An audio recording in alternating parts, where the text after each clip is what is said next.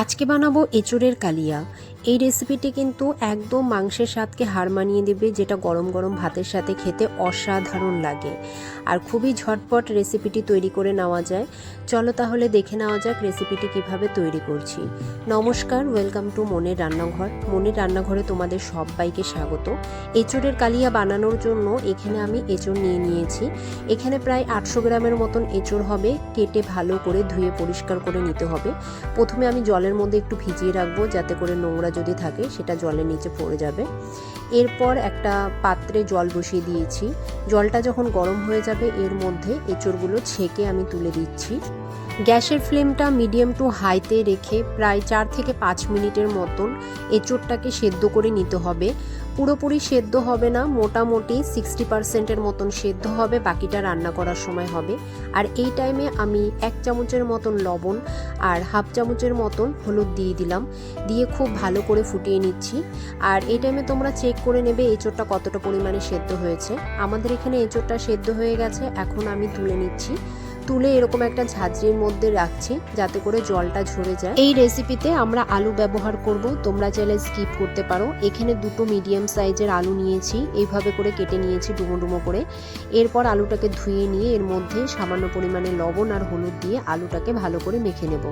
আর এদিকে আমি একটা পেস্ট বানিয়ে নিচ্ছি। এখানে দুটো মিডিয়াম সাইজের রসুন দিয়ে দিয়েছি। এই রান্নাটাতে কিন্তু মশলাটা একটু বেশিই লাগবে। দিয়ে দিচ্ছি 1.5 ইঞ্চি সাইজের আদা, আর দিয়ে দিলাম কাঁচা লঙ্কা। তোমরা যে যতটা ঝাল খেতে পছন্দ করো সেই হিসাবে দেবে। একটা স্মুথ পেস্ট বানিয়ে নিলাম। এরপর কড়াই বসিয়ে দিয়ে দিলাম সর্ষের তেল। তেলটা গরম হয়ে গেলে এখানে লবণ হলুদ দিয়ে মেখে রাখা আলুগুলো দিয়ে দিব। গ্যাসের ফ্লেমটা এই টাইমে মিডিয়াম করে আলুটাকে ভাজতে হবে। মোটামুটি 80%-এর মতন যাতে সেদ্ধ হয়ে যায় সেইভাবে ভেজে নেব। দেখো আমাদের এখানে আলুটা ভাজা হয়ে গেছে, আলুটা তুলে নিচ্ছি। এখন এর মধ্যে বেশ কিছুটা পরিমাণে সর্ষের তেল দিয়ে দিলাম। ফোড়নে দিয়ে দিচ্ছি তেজপাতা, গোটা গরম মশলা রয়েছে, দারুচিনি আর এলাচটা একটু ফাটিয়ে নিয়েছিলাম, আর দিয়ে দিলাম একটা শুকনো লঙ্কা। ফোড়নের থেকে সুন্দর গন্ধ বেরিয়ে গেলে দিয়ে দিলাম সামান্য পরিমাণে গোটা জিরে। গোটা জিরেটা 1 থেকে 2 সেকেন্ডের মতন একটু নেড়ে নিয়ে এর মধ্যে দিয়ে দিলাম কেটে রাখা পেঁয়াজ। এখানে আমরা মিডিয়াম সাইজের 3টে পেঁয়াজ নিয়েছি। পেঁয়াজটাকে নরম করার জন্য দিয়ে দিলাম হাফ চামচের মতন লবণ। এখন পেঁয়াজটাকে খুব ভালো করে লাল লাল করে ভেজে নিতে হবে। পেঁয়াজটা দেখো ভাজা হয়ে গেছে। এখন এর মধ্যে আদা, রসুন এবং কাঁচা লঙ্কার পেস্টটা দিয়ে দিলাম। এখন 3 থেকে 4 মিনিটের মতন মশলাটাকে কষাবো, যতক্ষণ না পর্যন্ত মশলার কাঁচা গন্ধ যাচ্ছে। 3-4 মিনিট পর এর মধ্যে অ্যাড করে দিলাম একটা টমেটোটাও পেস্ট করে নিয়েছি। এখন এই টাইমে দিয়ে দিব স্বাদ মতন লবণ, পরিমাণ মতন হলুদ, দিয়ে দিচ্ছি 1 চামচ ধনে গুঁড়ো, হাফ চামচের মতন জিরে গুঁড়ো আর 1 চামচ কাশ্মীরি লাল লঙ্কার গুঁড়ো। সামান্য পরিমাণে একটু জল দিয়ে দিলাম। এখন মশলাটাকে খুব ভালো করে কষাতে হবে, যতক্ষণ না পর্যন্ত মশলা থেকে তেল ছাড়ছে। প্রায় ধরে রাখো 4 থেকে 5 মিনিটের মতন ঢেকে ঢেকে মশলাটাকে কষাতে হবে। দেখো আমরা একটু ঢাকা দিয়ে রেখেছিলাম, ঢাকাটা খুলে একবার চেক করে নিচ্ছি।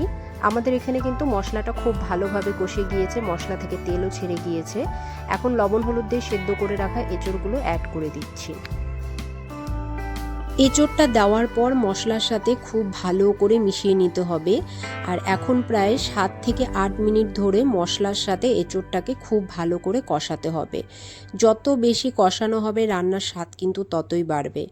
আর এই দেখো আমরা কিন্তু এখানে খুব ভালো করে কষিয়ে নিচ্ছি। আর এই টাইমে আমরা একটু ঢাকা দিয়ে রাখবো, ঢাকা দিয়ে দিয়ে কষাতে হবে। এখন আমি ভেজে রাখা আলুগুলো এর মধ্যে অ্যাড করে দেব। আলুটা দেওয়ার পর আবারও সমস্ত উপকরণগুলো একসাথে খুব ভালো করে আমি মিশিয়ে নিচ্ছি। আর এখন আমি এই টাইমেই ঢাকাটা দেব। ঢাকা দিয়ে দিয়ে আমি কিছুক্ষণ রান্না করে নেব। এখন ঢাকাটা খুলে একবার চেক করে নিচ্ছি। এখন আবারও সমস্ত উপকরণ একবার খুব ভালো করে নাড়িয়ে নিচ্ছি। এরপর দিয়ে দিলাম স্বাদ মতো চিনি। চিনিটা অবশ্যই দিতে হবে টেস্টটা ব্যালেন্সের জন্য। এরপর আমি সমস্ত উপকরণগুলো আবারও একবার মিশিয়ে নিয়ে দিয়ে দিলাম প্রয়োজন মতন জল। এখানে তোমরা যে যতটা গ্রেভি পছন্দ করো সেই হিসাবেই দেবে, তো আমাদের যতটা প্রয়োজন আমি সেই হিসাবে দিয়েছি। সমস্ত কিছু একসাথে মিশিয়ে নিয়ে ঢাকা দিয়ে 3 থেকে 4 মিনিটের মতন রান্না করে নিলাম। এরপর আবারও ঢাকনাটা খুলে দিয়ে দিলাম গরম মশলা গুঁড়ো, আর দিয়ে দিচ্ছি হাফ চামচের মতন ঘি। এখন আর 1 থেকে 2 মিনিটের মতন রান্না করে নিলেই আমাদের কিন্তু এঁচোড়ের কালিয়া একদম রেডি। আমাদের এখানে এঁচোড়ের কালিয়াটা একদম রেডি। গ্যাসের ফ্লেমটা অফ করে ঢাকা দিয়ে স্ট্যান্ডিং টাইমে রেখে দেবো, তারপর গরম গরম ভাতের সাথে সার্ভ করে নেব।